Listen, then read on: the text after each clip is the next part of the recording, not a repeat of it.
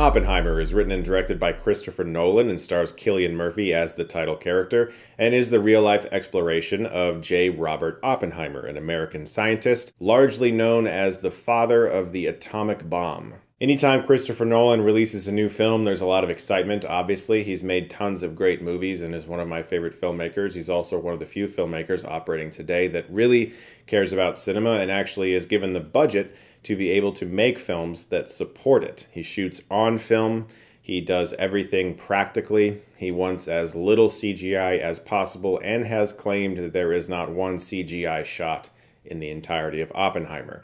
I don't know if he's including things like cleanup in that. If he never even had a single VFX cleanup shot, my spirit just left my body. Like, that's astounding. As is this entire film. It's 3 hours long. It is dialogue heavy, but we're also gifted with being able to be inside of Oppenheimer's mind when he's trying to imagine these things early on in the film. Those sequences are also visually dazzling, combined with an incredible score by Ludwig Göransson, returning from working with him on Tenet. And watching all of the rated R, 3 hour, dialogue heavy, shot on film with black and white sequences movie in IMAX today, I couldn't help but feel like I wasn't in 2023. And it's tough to know where to start, having seen the film just once, because Nolan is excellent at editing his films in a way where it feels like there truly is no fat. The baggage is non-existent. The actors deliver the dialogue fast. We jump between time periods fast. The scenes move fast.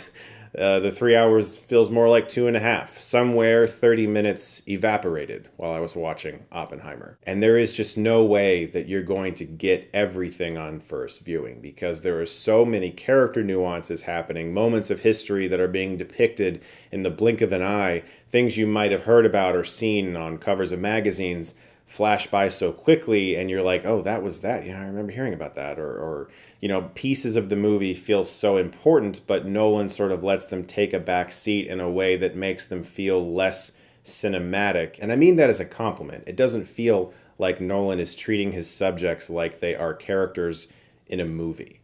It feels very much like he is allowing them to just be people. There are massive A-list stars, Oscar winners in fact, who have like 2 scenes in the movie. They're just showing up to be in like 2 scenes. Now that says something about people who want to work with Nolan and how they'll basically drop anything to be in a Nolan movie. But it also is Nolan's way of treating these people not like celebrities and like the characters they're playing. The first time I noticed this was early on in a scene where Oppenheimer is being questioned.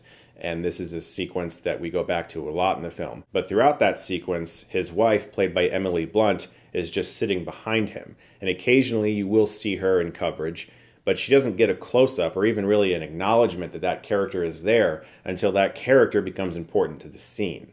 And that's Emily Blunt sitting back there. That's not some random person we've never seen before. And it makes the scenes feel like you're watching a documentary. Hoyte van Hoytema's cinematography once again stuns. He's a master. And as good as this movie is technically, at the end of the day, it's really the performances that make this movie absolutely shine. Robert Downey Jr. is terrific here. I have not seen him this good in a movie in, maybe Kiss Kiss Bang Bang. Like, I love him as Iron Man, but he's played the same character for a long time.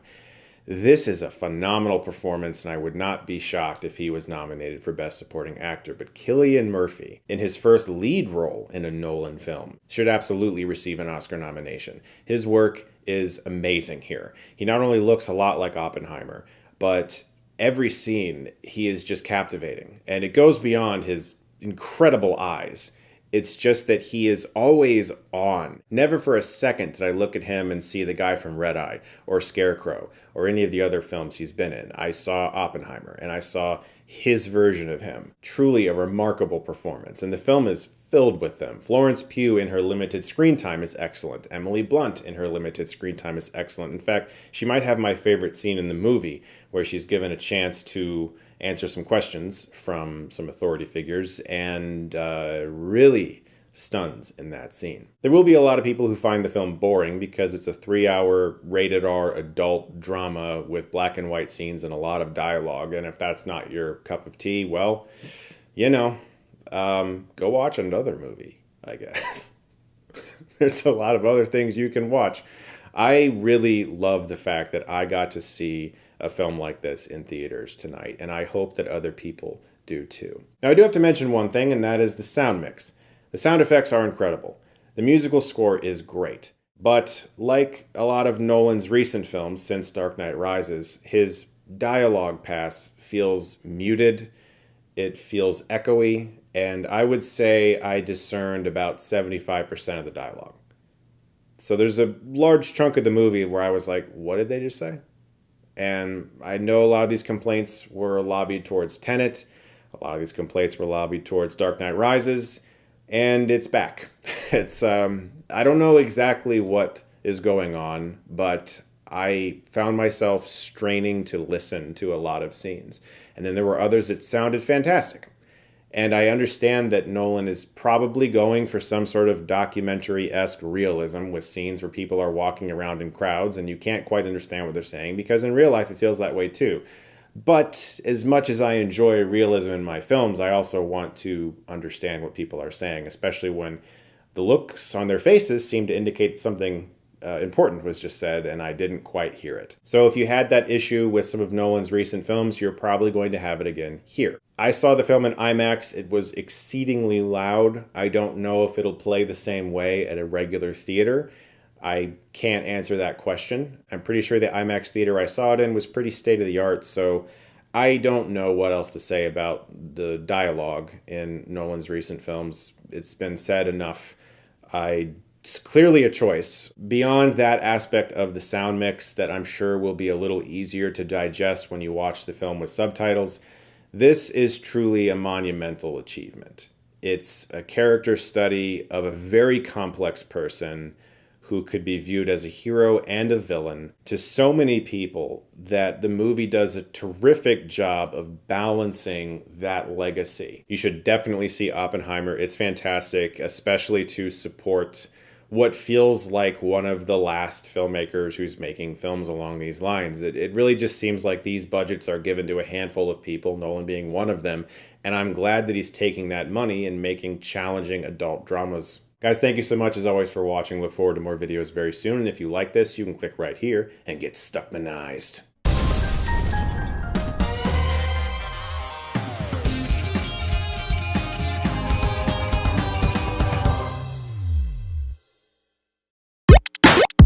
My favorite season of reading ever is January, because that is when all of my favorite books of the previous year come out. And as someone who reads books voraciously to try to find favorites, it's so nice to just watch everyone else's research from their entire year of what is the best book to spend my time reading. And I wanted to spend this video reading all those books and seeing what the virality and the hype was about. Starting off with Babel by R.F. Kuang. This is a historical fiction fantasy book, and she tackles the topic of colonization. Last night I started Babel by R.F. Kuang. The official title is actually Babel, or The Necessity of Violence, an Arcane History of the Oxford Translators' Revolution. This one's intimidating, I'm not gonna lie. It is thick. I think it's 500 pages, and I can already just tell that her writing is so good, and it's one of those writing styles that is like, it's gonna give me an experience. I'm gonna have to read it a bit slower. It's gonna be dense. She's gonna say a lot, and I know it's gonna be good. I just feel like I just feel like she's a really good author. I just haven't read anything by her yet. I got about 22 pages in.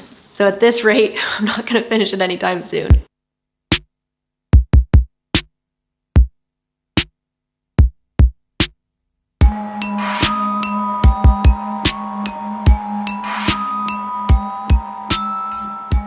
Oh, hi. I'm currently sick at home now, and it is such a long time later. And I have something to admit to you guys. I only got 29 pages into Babel. Do I have so much faith that it's going to be an amazing book?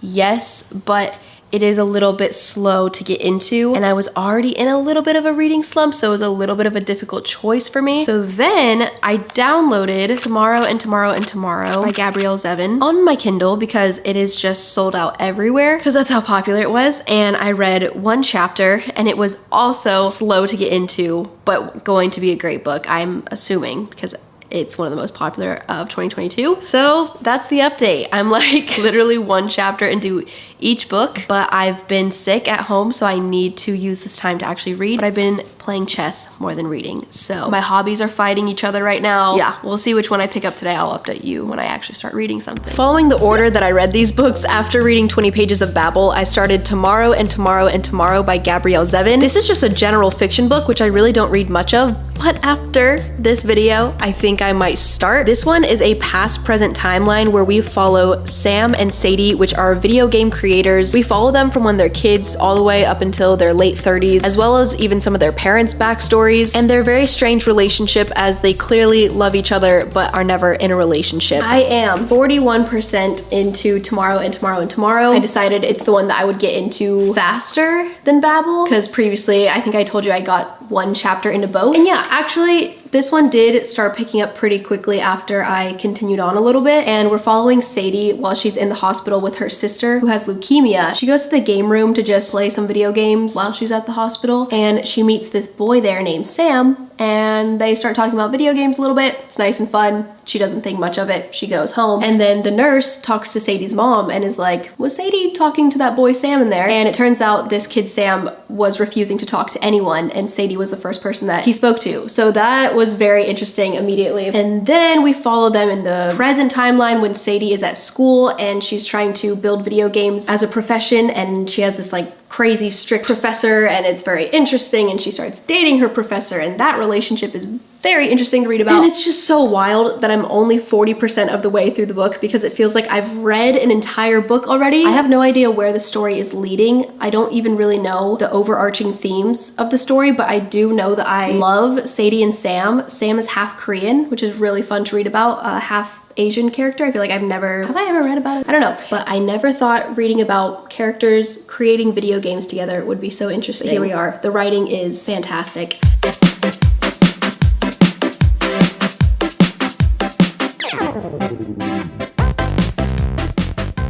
Okay, oh wow. I'm 65% of the way through Tomorrow and Tomorrow and Tomorrow now, and I had to make a Notion page and write down my thoughts because I love it so far. People keep telling me that they think this book is sad, which I guess I haven't watched enough reviews, but I didn't know that. So that's scary. I don't know where the book is headed, but I wrote down some things. I feel like most of all, the thing that this book is so good at is describing human emotions in a way that is so vivid. Like I've already said, they just feel like real people. Her writing is just, it's one of the, like if I was an author, I would be so envious of her writing style. It's just so smart.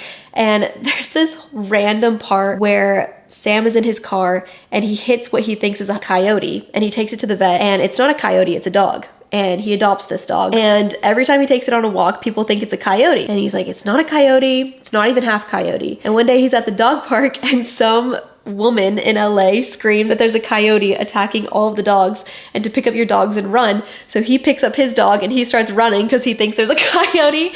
And then the lady like sees his dog up close and is like, oh, that's not a coyote, that's a dog. Oh, I'm so silly, but don't you think it was smart of me to warn everyone just in case? And he gets so angry, and there's some quote that I underlined that I need to look up and put it on the screen, but he was so angry that this woman hadn't just taken a closer look and seen that it was clearly just a dog, not a coyote. It was so infuriating that this woman was just allowed to have this basic view of the world, is the quote. I'm very excited to read the reviews because I feel like there's something so insane that is put in this book, and I'm not even smart enough to really be able to put into words what it is, but I can feel it, if that makes sense. So good. Yeah, those are my thoughts so far. I'm gonna see if it's sad. I am very in love with the book now. It feels like an actual immersive world that throughout my day when I'm not reading, I get excited to pick it back up and go into this world. So that's a great sign, because that's kind of the point of reading. Here we go. I hope it's not too sad. Well, I finished it. I also just finished playing Ultimate Frisbee. So no aesthetic judgments, please. Especially on the hair. I also got a physical copy, as you can see. After reading the book, the cover is so much prettier to me. Look at the waves.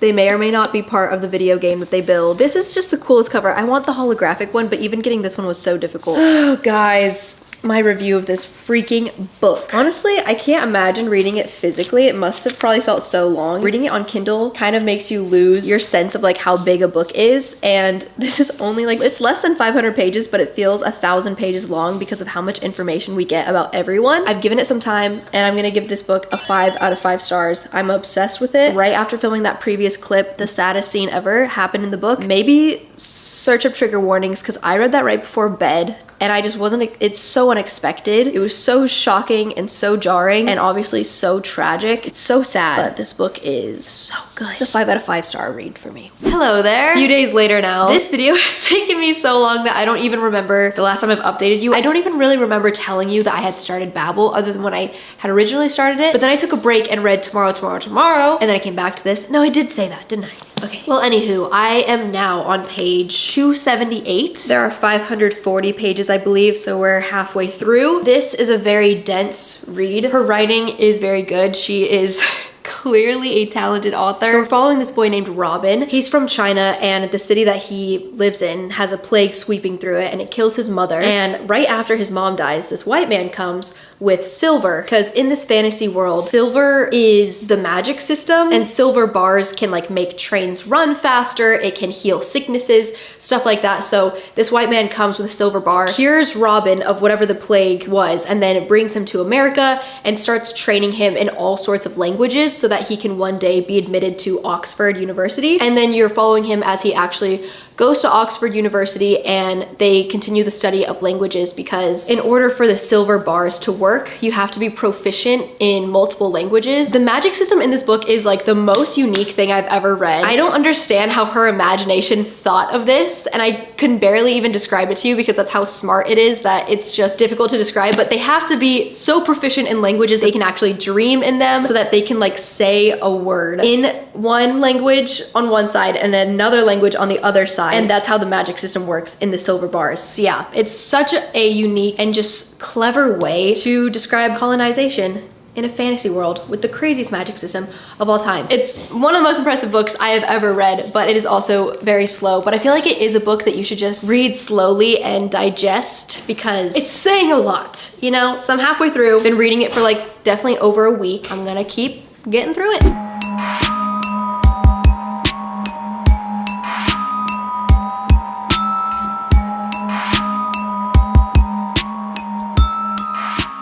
This may be a hardback, but I have broken in the spine a lot. And I tore it a little bit because I put it in a backpack every day. But I am now, you can see the progress on page 379. Dang, I am almost done. It's weird because it feels like it's such a slow read for me, but then I'll realize I just read about 20 pages at a time, multiple times throughout the day. And then at the end of the day, I've read like 100 pages. And it's really quite fast actually because I feel like she goes in between some really slow description scenes where I think I'm about to get bored so I don't read, but it's right before something really fun and action-packed is gonna happen.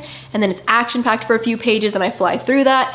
And then she gets a little bit more descriptive, talking about languages or about history. I have a really bad habit of if there's a word that I feel like I wouldn't be able to pronounce, my eyes kind of skim over it and then my eyes are skimming a little bit and then I get bored because I've skimmed and then I don't know what's happening. So that's kind of the issue and I need to just slow down and actually try to really pronounce the words in my brain. I am now on page 475, less than 100 pages to go, and it is so action-packed now. And I feel like this is gonna be part of my review of the book is that I wish, I don't know, I think it's such an amazing book, but the pacing is gonna keep so many people from reading it because it just starts off so slow.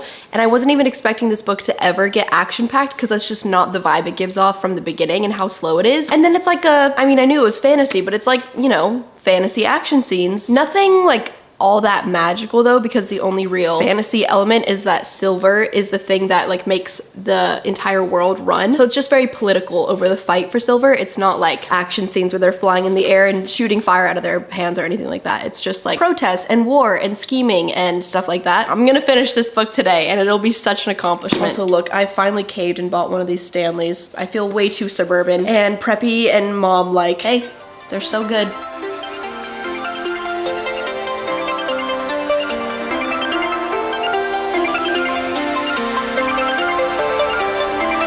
This has a good ending. This could be so tragic or this could be so epic.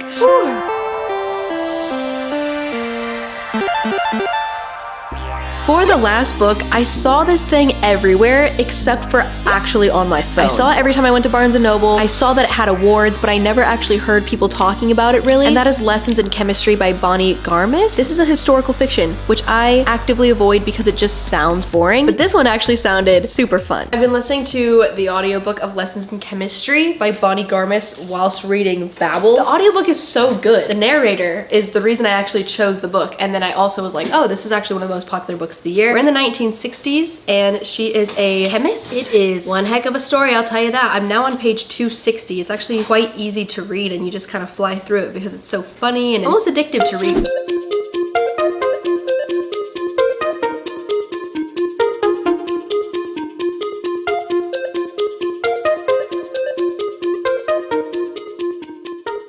Well, hello guys. I'm in my aesthetic thumbnail location, which I thought would be the perfect place to conclude this video. Are the 3 books that were some of the most popular of 2022 worth the hype? I will first off say that I understand why all these books have hype. If I were to guess which ones I would like the most, I probably would have said I would like Babel the most, and then Tomorrow and Tomorrow and Tomorrow, and Lessons in Chemistry last. But the real rating was that this one was a perfect 5 out of 5 stars. I absolutely love it. Then this one, I'm gonna give 4 stars. It was so funny. I really enjoyed this book and the characters, and for historical fiction, so shocking, and I think I love general fiction now, which I would have never thought I would have said, but books like these just break the boundaries of what I expect books marketed like this to be like. And then I liked Babel the least, and I am scared to put like a star rating on it because I feel like it doesn't really do the book justice, because I understand that this book went so viral because of what a big undertaking this was. Her goal in making this book was just so lofty, and I love how smart it was and the messaging, but I do think the execution could have been done a little bit differently because it did kind of give textbook vibes at times, and the beginning was so slow that I think it'll just keep so many people from reading it. I usually rate books based off of their entertainment value to me, instead of like, I feel like you'd have to rate this one based off of how much you learn. So based off of entertainment and pacing, I would give it a 3 stars because that's just how I normally rate books. Impressiveness, 5 stars. So it's just kind of a different reading experience than I usually go for, if that makes sense. But overall, I thoroughly enjoyed reading these books, and I'm so glad that this video made me read books out of my comfort zone, because then I would have never known how much I loved these 2 books, which are just general fiction, which is crazy for me. So yeah, I think I'm gonna be reading a lot of different genres this year because it seems like I